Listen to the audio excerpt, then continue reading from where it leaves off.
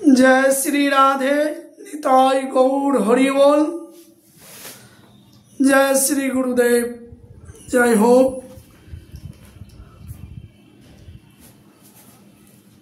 14 भाद्र 31 August 2025 রবিবার, রাধা অষ্টমী ব্রত। আপনারা সবাই রাধা অষ্টমী ব্রত করবেন। রাধারানী কে, তাই এই ভিডিওতে আপনাদের সংক্ষিপ্তভাবে একটি রাধারানীকে তার পরিচয় দেব। রাধারানী ভগবান শ্রীকৃষ্ণ হইতে অভিন্ন। রাধারানী সাক্ষাৎ কৃষ্ণই রাধা। যখন মোহিনী অবতারে মোহিনী রূপে ভগবান তিনি অসুরদের বঞ্চনা করেছিলেন, দেবতাদের অমৃত পান করেছিলেন, অমৃত পান করাইছিলেন দেবতাদের। তাই ভগবানের যে অপূর্ব রূপমাধুর্য মোহিনী অবতারে প্রকাশ পেয়েছেন, সেখানে সূর্যদেব উপস্থিত ছিলেন। সূর্য দেবতা ভগবানকে মোহিনী রূপ দর্শন করে তার ভিতরে বাৎসল্য প্রেমের উদয় হয়েছেন। তাই তিনি চিন্তা করছেন, এমন যদি আমার একটি কন্যা হতো তাহলে না কতই ভালো আমার লাগতো, কত আনন্দ হতো। তাই সূর্য দেবতা তিনি 10,000 বৎসর তপস্যা করে ভগবানকে ওই কন্যারূপে প্রাপ্তি হওয়ার জন্য। 10,000 বৎসর তপস্যার পরে ভগবান শ্রীকৃষ্ণ বললেন, বলো সূর্যদেব কিসের জন্য তপস্যা করছো? প্রভু আপনি অন্তর্যামী, সবই জানেন। আপনি যে মোহিনী রূপ ধারণ করেছিলেন সেখানে আপনার এত সুন্দর মাধুর্য প্রকাশ হয়েছে, এই জন্য আপনাকে আমি সেই রূপে আত্মা আমার কন্যা রূপে প্রাপ্তি কামনা করি। ভগবান বললেন, ঠিক আছে সূর্যদেব, তথাস্তু। তুমি ব্রজমণ্ডলে জন্মগ্রহণ করবে বৈবস্বত মন্বন্তরে, বারাহ কল্পে, দাপরের শেষ ভাগে, দাপর যুগে তুমি জন্মগ্রহণ করবে। তুমি ব্রজের রাজা বিষভানু রাজা রূপে জন্মগ্রহণ করবে। সংজ্ঞা তোমার স্ত্রী, তিনি কীর্তিদা রূপে জন্মগ্রহণ করবেন। তোমাদেরই কন্যা রূপে আমি প্রকাশ হব। সূর্যদেব বলে, না প্রভু আরেকটি বর দিতে হবে। সেই বরটি কি? সেই কন্যার প্রতি, আমার কন্যার প্রতি আপনি সদাই আসক্ত থাকবেন। সূর্যদেব, তাও বর দিলাম, তোমার কন্যার প্রতি সদাই আমি কেন, আমার ভক্তগণ আসক্ত থাকবে। তোমার কন্যাকে যিনি আরাধনা করেন না সে আমার প্রিয় হতে পারে না। তাই তোমার কন্যাকে আগেই ভক্তগণ তোমার কন্যার নাম উচ্চারণ করবে রাধা, তাতে আমি খুব প্রসন্ন হব। অগ্নিপুরাণে লেখা আছেন, দেখেন এই শ্লোক, আদৌ রাধা সমশ্চয়েত পশ্চাতে কৃষ্ণ মাধবা বিপচচ ব্রহ্মহত্যা লভতে নাত্র সংশয়া। অগ্নিপুরাণ বললেন, আদৌ রাধা সমশ্চয়েত, আগে রাধা নাম উচ্চারণ করবে, পশ্চাতে কৃষ্ণ মাধবা, রাধারানীর পিছনে কৃষ্ণের আরো নাম আছে, মাধব, কেশব আদি যা নাম হয়, রাধা মাধব, রাধা কৃষ্ণ। আগে রাধা পরে কৃষ্ণ বা মাধব আদি, এই শাস্ত্রে পুরাণেই বলছেন। আদৌ রাধা সমস্যাতে আগে রাধা নাম, পশ্চাতে কৃষ্ণ মাধবা, তার পিছনে কৃষ্ণ মাধব আদি জুড়ে দেন, তাই রাধা মাধব হয়ে গেল। বিপর্যয় ব্রহ্মা হত্যা, যে ব্যক্তি এই বিষয়ে সন্দেহ করবে কিংবা তর্ক করবে, রাধা নামের মহিমা খণ্ডন করবে, তাকে ব্রহ্মহত্যা পাপের পাপী হতে হবে, এতে কোনো সংশয় না। ব্রহ্মহত্যা লভ্যতে না তো সংশয়া, অগ্নিপুরাণ বললেন। এই জন্য তো বৈষ্ণবগণ তারা জয় রাধে, কৃষ্ণের প্রীতির ইচ্ছায় ভগবান যাতে প্রীতি হয় তাই তারা জয় রাধে বলে। কিন্তু এক শ্রেণীর ব্যক্তি শুধু হরে কৃষ্ণ বলে, তারা রাধে বলে না। দরকার নাই কারো সমালোচনা দরকার, আমরা তো রাধারানীরই নাম নেব। কেন না গোবিন্দ যাতে প্রীতি লাভ করে, গোবিন্দের প্রীতির জন্য। এই তো পুরাণ কথা বললাম। দেখেন ব্রহ্ম বৈবর্ত পুরাণে কৃষ্ণ জন্মখণ্ডে 15 অধ্যায় 70 নম্বর শ্লোকে, এই দেখেন শ্লোকে কি বলছেন, দেখেন রাজ শব্দং কুর্বাতস্তত্র দদামি ভক্তি মুক্তমাম ধা শব্দং কুর্বাতঃ পশ্চাৎ ইয়ামি শ্রবণা শ্লোভতা।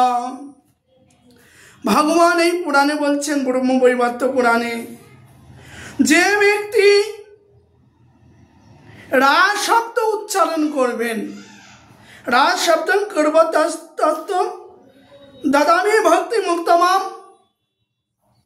তৎক্ষণ আমি তাকে ব্যগ্র হইয়া তার উত্তম ভক্তিকে, তাকে উত্তম ভক্তি প্রদান করি। ব্যগ্র মানে ব্যাকুলিত হইয়া রাধারাম শোনার জন্য সঙ্গে সঙ্গে সেই ভক্তকে আমি উত্তম ভক্তি প্রদান করে থাকি। ধা শব্দং করবাতঃ পশ্চাৎ ইয়ামি শ্রবণ লভতা। যখন তিনি ধা শব্দ উচ্চারণ করেন তখন আমি রাধানাম শ্রবণের লোভাতুর হয়ে আমি তার নিকট গমন করি। শ্রীরাধে আরো বলেছেন, শ্রীকৃষ্ণ বলছেন, দেখো যে সেবা সেবন্তে চ দত্তা মাম পচারাংস ষোড়শ যাবজ্জীবন পর্যন্তম নিত্যং ভক্তা সুসংযুতা ইয়া প্রীতির্মম জায়তে রাধা শব্দ ততো অধিকা প্রিয়া নমে তত রাধে রাধা ভক্ত ততোধিকা। এই শ্লোকে ভগবান বলছেন, যে জন সুসংগত হইয়া নিত্য ভক্তি সহকারে আমার সেবা করে, ষোড়শ উপচারে যে আমার সেবা করে, তাতে সারা জীবন আমার আরাধনা করে বা সেবা করে, তাতে আমি যা প্রীতি বা প্রসন্ন হই তার প্রতি, রাধানাম করিলে তা হইতেও অধিক প্রীতি আমার লাভ হয়, আমি অধিক প্রীতি লাভ করে থাকি। তাহলে কি আমরা রাধানাম করব না? জয় রাধে, রাধারানী কি যাই। যাই হোক, ব্রত সম্পর্কে আমি বলছি, রাধারানীর ব্রত সম্পর্কে। সেই রাধারানীর ব্রত পদ্মপুরাণ উত্তরখণ্ডে এগিয়ে এই শ্লোকে বলা আছেন, পদ্মপুরাণে উত্তরখণ্ডে এই শ্লোকে বলা আছেন, ভাদ্রাশ্বা কৃষ্ণ পক্ষে তু হরি জন্মাষ্টমী যথা তস্যা পরে তু যা শুক্লা তস্যাং যথা হরির প্রিয়া সর্বলক্ষণা সম্পন্না রাধা নামনা বিনোদী। ভাদ্র মাসে কৃষ্ণ পক্ষে কৃষ্ণ জন্মাষ্টমী তিথির পরে শুক্লপক্ষ, যখন শুক্লপক্ষ এসে উপস্থিত 15 দিনের মধ্যে, সেই শুক্লপক্ষে অষ্টমী তিথিতে হরির প্রিয়া, হরি কৃষ্ণ তার প্রিয়া রাধারানী, হরির প্রিয়া সর্বলক্ষণা যুক্ত সম্পন্ন হইয়া, সুলক্ষণা যুক্ত সম্পন্ন হইয়া রাধা বিনোদিনী নামে আবির্ভূত হলেন। সদাশিবকে নারদ একদিন জিজ্ঞাসা করছেন, নারদ সদাশিবং সা লক্ষ্মী কিং। নারদ সদাশিবকে বলছেন, হে সদাশিব, আপনি যে শালক্ষ্মী কথা বললেন, এটা কে? শালক্ষ্মী মানে সর্বেশ্বরী লক্ষ্মী, লক্ষ্মী। সর্বেশ্বরী লক্ষ্মী কে? তখন নারদের এই কথার উত্তরে মহাদেব বলছেন, সদাশিব উবাচ কোটি কোটি মহালক্ষ্মী লক্ষ্মী লক্ষ্মী কাবা পরা বরা নিন্দিতা যৎ পদাম্বুজে কথিতা মুনিষোত্তম। হে মুনিষোত্তম নারদ, কোটি কোটি মহালক্ষ্মী, আমরা যে লক্ষ্মীগণকে দেখতে পাই, আরাধনা করি, নারায়ণের পত্নী, নারায়ণের বিলাস, কৃষ্ণের বিলাস মূর্তি নারায়ণ, তারই পত্নী লক্ষ্মী দেবী। এরকম অনন্ত কোটি বৈকুণ্ঠ আছে, যেমন সেই স্বরূপে যে ভগবান যেই স্বরূপে আছেন তার সাথে একটি করে লক্ষ্মী আছে, আরো অধিকও আছে। তাই যার মহালক্ষ্মী, অর্থাৎ দ্বারকার মহালক্ষ্মী অবতারকে রুক্মিণী, সত্যভামা আদি, আর লক্ষ্মীগণ হলেন 16,000, যে নরকাসুরের ওখান থেকে নিয়ে আসছিলেন ভগবান, কারারুদ্ধ ছিলেন, মুক্ত করে, তারা সবই এই মহালক্ষ্মীর অংশভূতা। তাই এরা লক্ষ্মী। তাই বলছেন এমন রাধারানী সর্বেশ্বরী লক্ষ্মীর প্রভাব লক্ষ্মীদের। সর্বেশ্বরী লক্ষ্মী রাধারানীকে বলা হয় রাধারানীর ইয়াত ইয়াত পাদম ভুজে, রাধারানীর চরণের রস, চরণ হইতে এইসব মহালক্ষ্মী এবং লক্ষ্মীগণের প্রকাশ হয়। এই জন্য রাধারানী হলেন সর্বেশ্বরী লক্ষ্মী বা সা লক্ষ্মী। মহাদেব নারদকে বললেন এই কথা। ভবিষ্য পুরাণে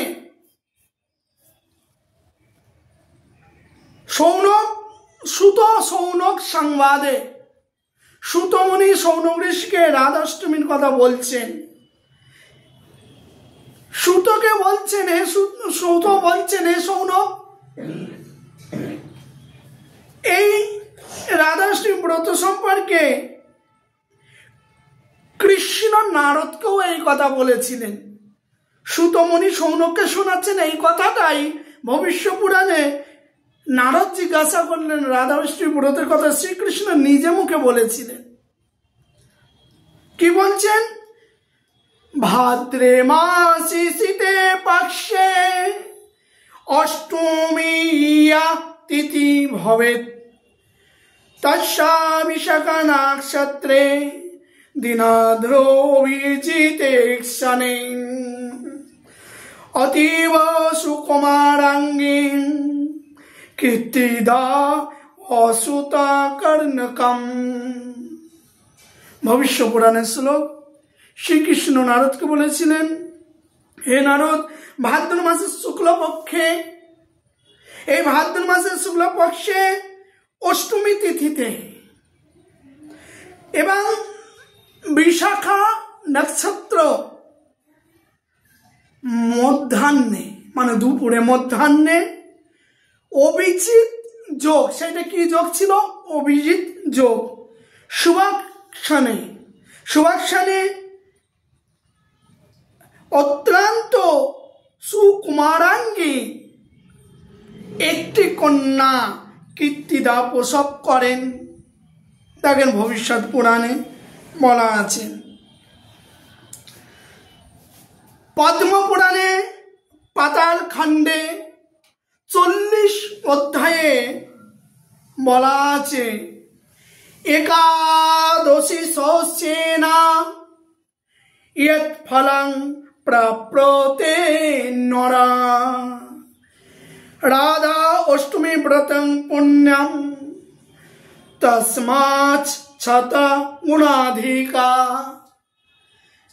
পদ্মপুরাণ পাতাল খণ্ডেতে বলা আছে 1000 একাদশী ব্রত করলেন যে নিরাম্ব, যে ফল প্রাপ্ত হয় নর, রাধাষ্টমী ব্রত করলে সে 1000কে 100 যে গুণ করলে যে ফল হয়, অর্থাৎ 1,00,000 একাদশী নিরাম্ব ব্রত করলে যে ফল লাভ হয়, সেই ফল নর নারী ব্রত যারা করবেন তারা প্রাপ্ত হয়।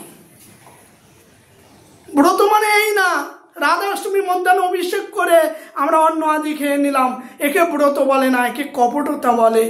যে কোনো ব্রত 24 ঘন্টা তার পরের দিনকে গিয়ে পালন হয়, সূর্য উদয়ের পরে।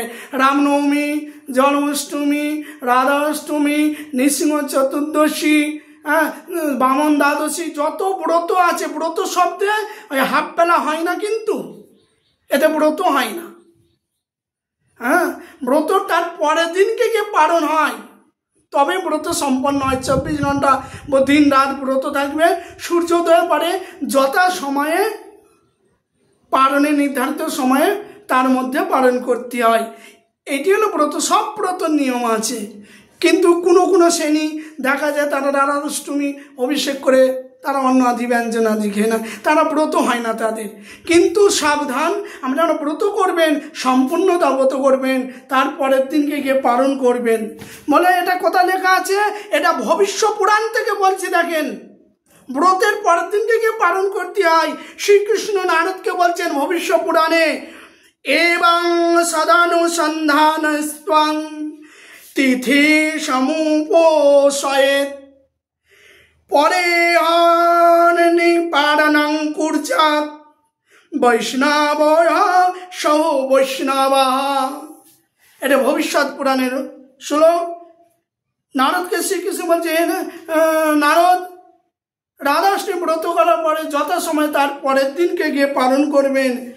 সাধুগণের বা শাস্ত্র বিধান অনুসারে সাধুগণকে সঙ্গে নিয়ে সেই তিথিতে, রাধাষ্টমী তিথিতে উপবাস করবেন। পরের দিন, এখানে শ্লোকে বলা যে পরে হনি পারানাং কুর্যাৎ, তার পরের দিনকে যথাসময় সূর্যোদয়ের পরে বৈষ্ণবাহ সহ বৈষ্ণবাহ, বৈষ্ণবকে সঙ্গে নিয়ে বৈষ্ণবগণ ব্রতের পালন করবেন। এতে কোনো বিবাদ থাকতে পারে না। দেখেন পুরাণের কথা, কেন মহাপ্রভু বলেছেন কারো ব্যক্তির কথা তো আমরা, মুখের কথা তো আমরা শুনবো না, আমরা পুরাণ বাণী শুনবো, তাতে লেখা আছে কি না। মহাপ্রভু বলছে সদাই প্রমাণ দেবে পুরাণ বাচন, তুমি মন করা সিদ্ধান্ত সেইটা তোমারটা টিকবে না। যখন তারা পুরাণ দেখবে যে আপনারটা ভুল আছে, তখন তো আপনাকে সম্মান করবে না, টিকবে না। এই জন্য পুরাণ বচন, আর আমরা যা কথা বলবো শাস্ত্র আছে কি না, শাস্ত্র দেখে পুরাণ দেখে তবেই কথা বলবো।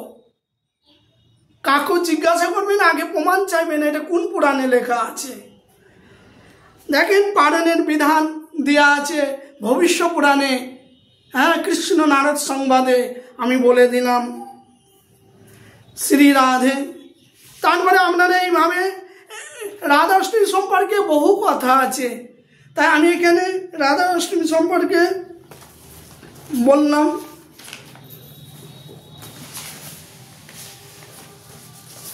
তা আপনারা রাধাষ্টমী ব্রত করবেন, তারপরে দিনে যথাসময় পালন। তাই পালনের টাইম আমি বলে দিচ্ছি। 14ই ভাদ্র 31শে আগস্ট রবিবার 2025 শ্রী শ্রী রাধাষ্টমী ব্রত আপনারা করবেন। 15ই ভাদ্র পয়লা সেপ্টেম্বর মানে 1 তারিখ পয়লা মাসের ওই সেপ্টেম্বরের 1 তারিখে, হ্যাঁ 1/9/2025 সেপ্টেম্বর সোমবার ব্রতের পালন করবেন। সূর্যোদয়ের পরে 9:32 ভিতরে পালন করবেন। মথুরায় সূর্যোদয় 6:02, কলকাতায় সূর্যোদয় 5:22। এইভাবে সময় নির্ধারিত করা আছে। সূর্যোদয়ের পরে আপনারা পালন করবেন 9:32 ভিতরে, হ্যাঁ 15ই ভাদ্র সেপ্টেম্বরের 1 তারিখ পালন করবেন। শ্রী রাধে, জয় জয় শ্রী রাধে, নিতাই গৌর হরিবল, জয় শ্রী।